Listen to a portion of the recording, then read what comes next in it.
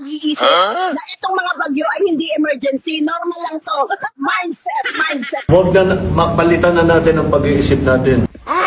Hindi ito unusual. Hindi ito emergency. Ito gayon talaga ang panahon. At mangyayari ito, sinasabi, ang estimate daw sa bagyo dito para sa Pilipinas sa taong ito, 12 to 15 na bagyo. So nakatatlo na tayo. So to be conservative, ibig sabihin isang dosena pa ito na dadating. Kaya wag na nating isipin na